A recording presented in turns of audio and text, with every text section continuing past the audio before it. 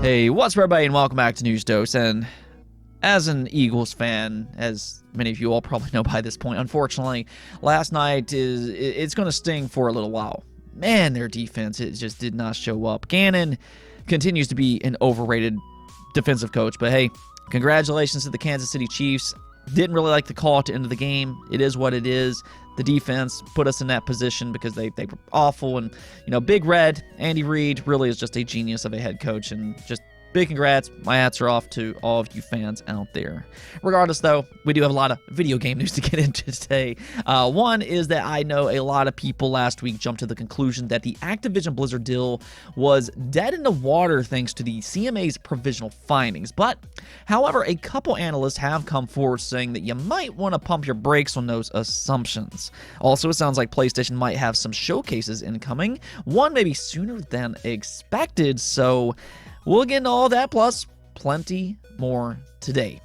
If you're new to the channel, however, I do try to cover as much news as I possibly can in a short time frame, but do keep in mind that I do have timestamps below. I know some people always kind of question me about those, but do check those out if need be.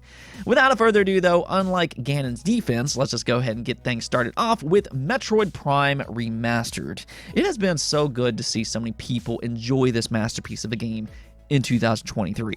This 20-plus year old game that released on the GameCube when I was a mere 11 years old, but here we are today, all these years later, and it's being brought to a whole new audience with a fresh coat of paint and modernized controls. And well, what do you know? With those updates, it's just as brilliant as it ever was, and in fact, it might actually even be better. Reviews are slowly rolling out now, and as of this recording, it's sitting at a 96 overall score on Metacritic.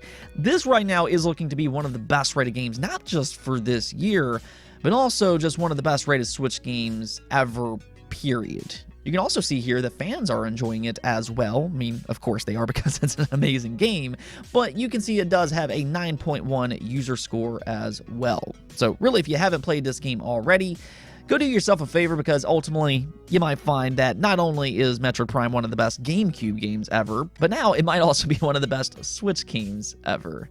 Now, with all of that said, though, since this game launched last week, I have seen some questions online. Why didn't Nintendo release Metroid Prime 2 and 3 as well? We're still hoping those will release before the eventual Metroid Prime 4, so just a little bit of a reminder here. When Jeff Grubb leaked the remaster last year, he did also say this.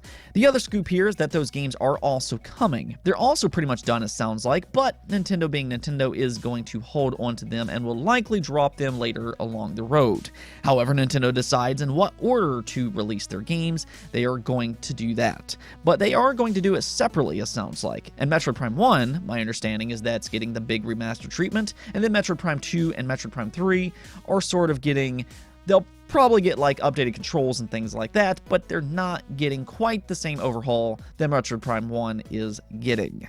So just gotta keep that in mind. Jeff Grubb was ultimately correct about the Prime Remaster after all, even if he didn't get the exact release window per se, but he was still correct in the grand scheme of things, and according to him, it does sound like both Prime 2 and Prime 3 will eventually come over to the Switch as well, hopefully sooner rather than later.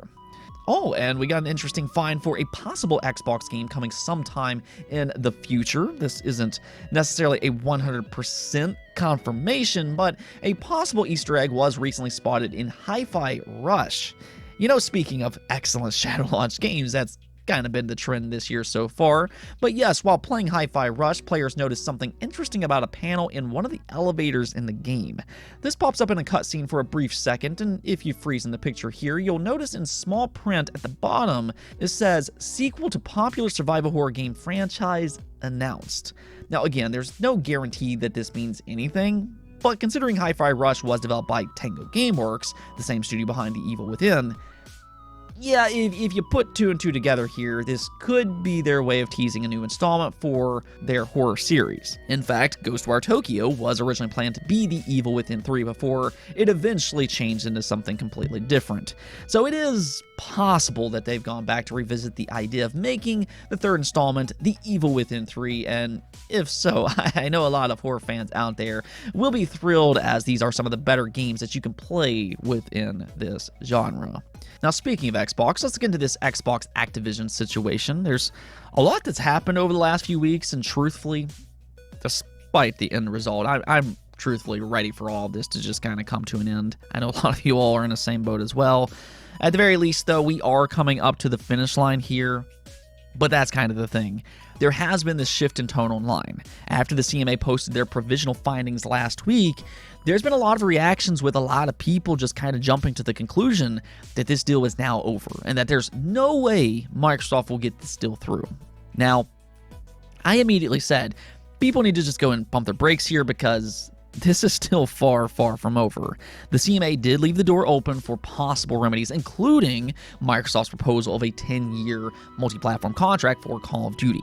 They've actually not gone over this with Microsoft yet, as that's actually the next part of the process. So there's still a lot that could happen here in the coming weeks. It's been a wild ride, to say the least, I know. But a couple analysts are now speaking out in this deal, claiming that the CMA's objections to the Activision Blizzard acquisition is actually a sign that the deal will instead go through. This is coming from Wedbush's Nick McVeigh and then also the infamous Michael Pachter.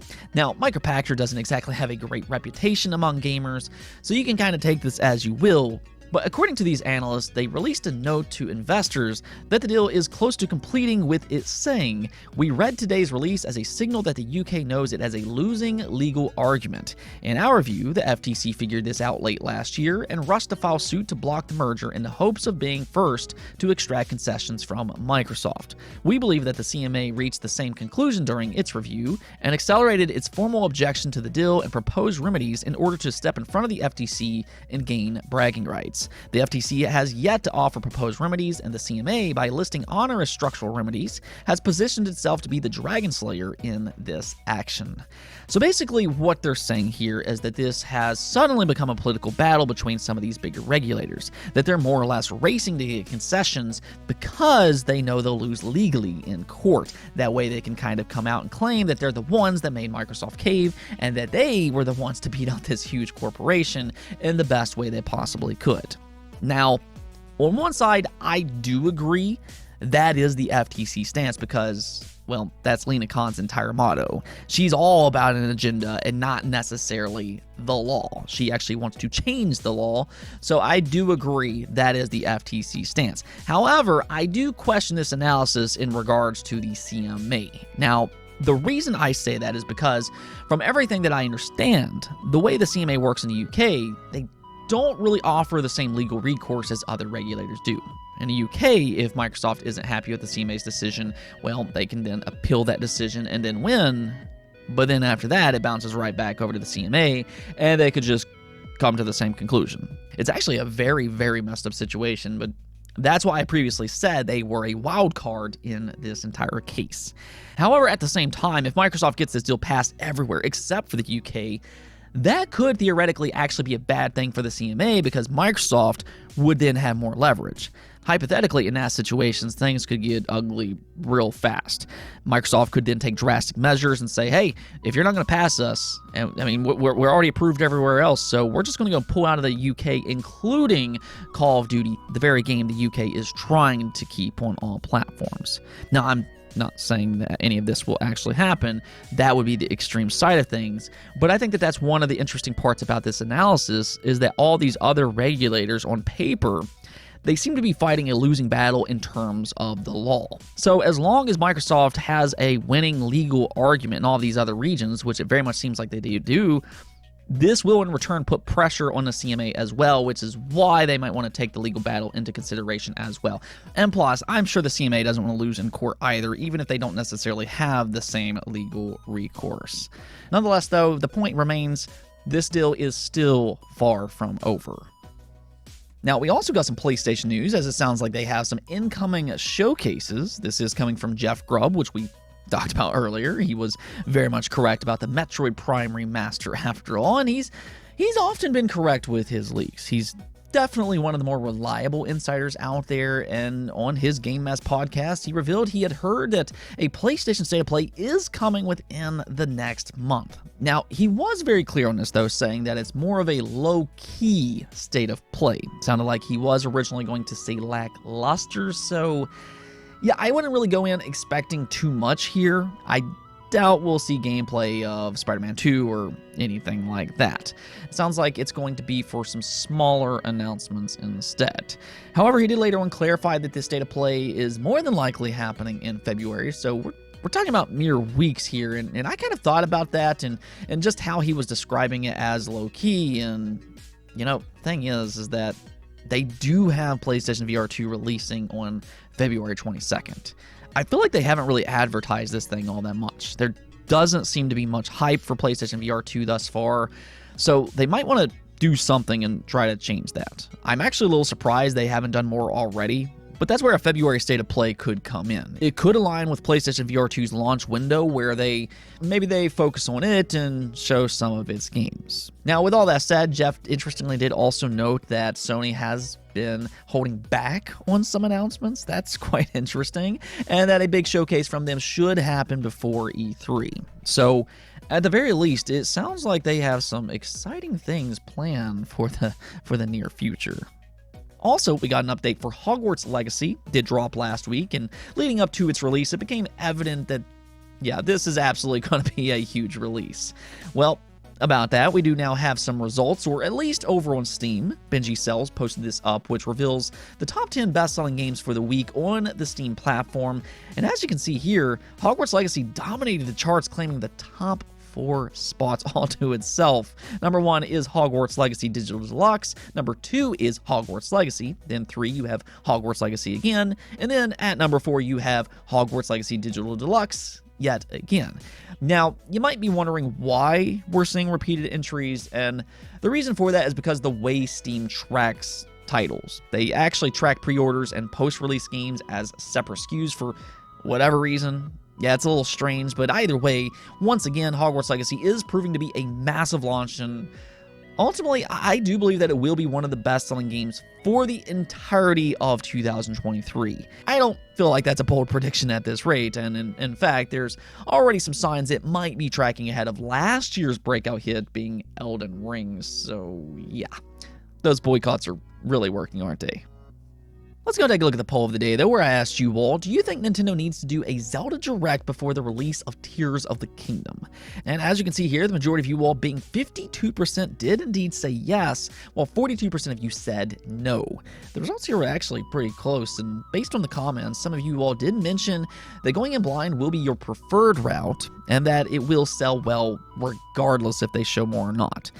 And okay, I see where you're coming from, and I do agree with that. It's going to sell an obscene amount of units one way or the other, but at the same time, I do feel like that there's still a lot of questions regarding Zelda Tears of the Kingdom. I mean, we got a nice trailer and all last week. We definitely know more than what we did before, but it didn't feel like it revealed too much.